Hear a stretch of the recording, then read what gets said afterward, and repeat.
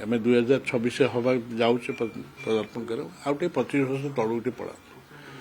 आपण मैंने 100 वर्ष दल 100 वर्ष अधिक समय था दल आपण मैंने देखी अंतर्द्वंद एटी राजधानी भुवनेश्वर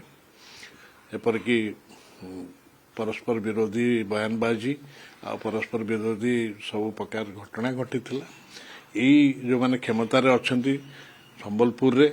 तत्कालीन राज्य सभापति को किभली भाव मरणात्मक आक्रमण होता एबर जड़े विधायक थिबा तांको उपस्थित रे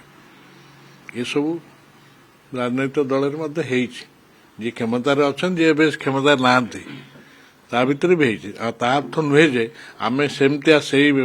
पंथा अवलंबन करूँ सेमतिया जमती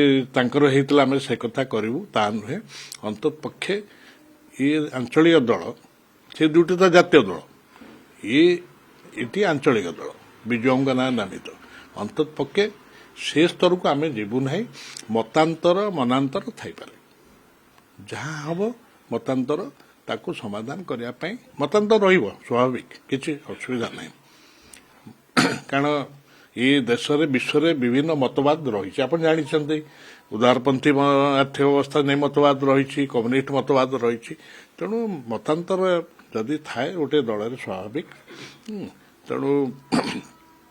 ताकू समाधान करार उपाय भी अच्छी आलोचना मध्य आपस आलोचना हो पार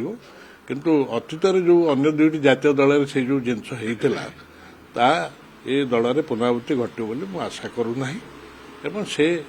संभावना मुझे देखुना प्रतिष्ठा दिवस पर नुआ संकल्प प्रतिष्ठा दिवस नुआ संकल्प नहीं दल आगक जीव संकल्प तो जड़े प्रत्येक राजनीतिक दल संकल्प नवाक आवश्यक कारण ये दुनिया में प्रति वर्ष समय अनुसार समस्या आसूची नुआ नुआ समस्या आसूची पुणा समस्या जाऊँगी तेणु नूतन आह्वान आसूची आह्वान भी विभिन्न आह्वान नूतन आह्वान आसूची गोटे धरत आम ये दल प्रतिष्ठा होता के